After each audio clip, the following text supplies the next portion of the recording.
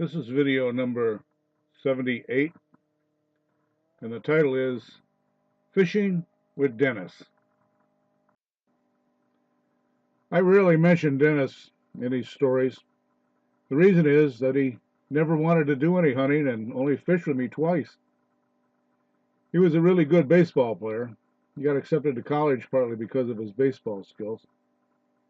We were divorced by then, and I've since been kept out of the loop. He did go fishing on Lake Ontario with me once. I was looking forward to it, as it was just him and me. It was a memorable trip for both of us. Daisy and I had a camper at Fairhaven, New York, and the boat launch was really close. It was a hot summer weekend. I was listening to the marine radio, and the fishing sounded really good about 12 miles straight out from us.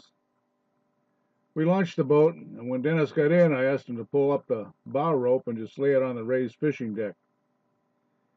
We headed out at full throttle, about 40 miles an hour. That's plenty fast enough for me on the water. The guys that want to travel around 100 haven't come upon any logs bobbing around, I guess.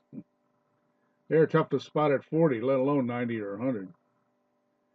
There was only a few boats out, but on the radio it sounded like everyone was doing fairly well. I idled down and was about to start setting out equipment. Just as the motor got down to about idle, it abruptly stopped. That didn't sound good. I had a 175 horsepower outboard, but only one. To lose a motor out in the middle of Lake Ontario is not good. If I ever get a chance to get another similar boat, I'll put two motors on it, each with a redundant fuel and starting capability.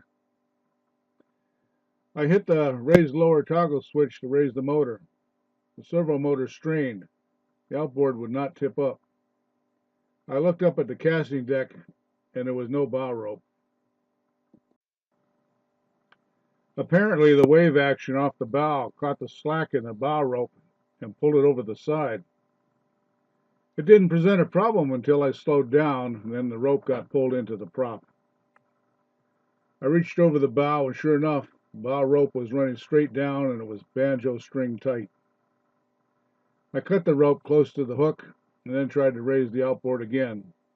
This time it was a success. There was another problem. My outboard was a long shaft model and was 6.5 feet tall when vertical. So with the motor tipped up, the only way to get to the prop to untangle the rope was to get in the water. I knew I could jump in and do it, but Dennis would not be able to get me back in the boat. I could, however, get him back in the boat. He learned to swim in our pool when he was about 6, not too long after his hip operation. For some reason, he asked me how deep it was. And about that time, he looked at the depth finder and saw it was 800 feet.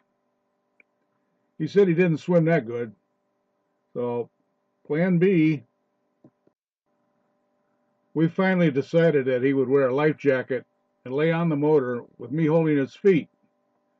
I could then lower him towards the prop and he would untangle the rope. I think that was more difficult than just jumping in the water, but that's what we did. Getting everything back to normal, I started the engine and placed it in gear at idle. Need to be moving to feed out the lures and make the attachments to the downrigger cables.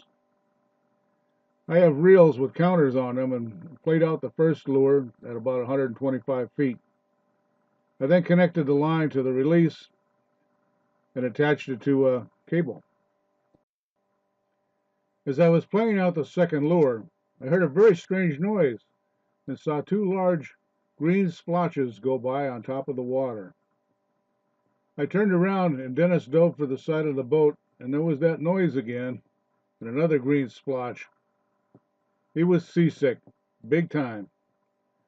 We were not in heavy breaking waves, but there were large swells. The boat was smoothly going up and down on about 10-foot swells. This was happening all during the time he was upside down on the motor getting to the prop. I guess his system didn't like that very much. He was really pale looking now. I got him a cold drink, but that didn't work. He looked terrible. So I retrieved the lures and downrigger gear, and we headed back in. Boy, was he sick. I've been queasy, but nothing like that. By the time he motored back in and loaded the boat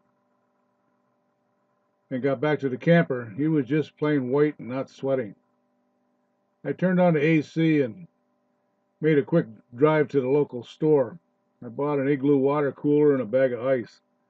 When I got back, I filled it with ice and then water and had Dennis sip the cold water while I wiped him down with a cool cloth. This trip turned out to be the farthest thing from the thrill of catching a 30-pound salmon as you could get. I'm not sure if we tried going out later on or not. I do know that we never did any fishing. I believe he was driving tractor trailers at that time, so it wasn't a 4-day weekend for him. We had to get home so we could work on Monday. It was a memorable trip, all right, just not in the way we had hoped. He never wanted to go again after that. In case you were wondering about the first time I took Dennis fishing, he was about 4 years old. We were at a pond in the Lawton area. Dennis and I were reeling in his bait. I had to raise the pole and swing the bait into us to clear some weeds along the edge of the shore. As the bait was swinging in, a huge bullfrog jumped up and got caught on the bait. That scared the bejeebers out of Dennis. So now you know why he declined fishing until the Ontario trip. Fishing for Dennis has just been a total horror story. And that concludes my story about trying to have a good time fishing with my younger son, Dennis. All the best, folks.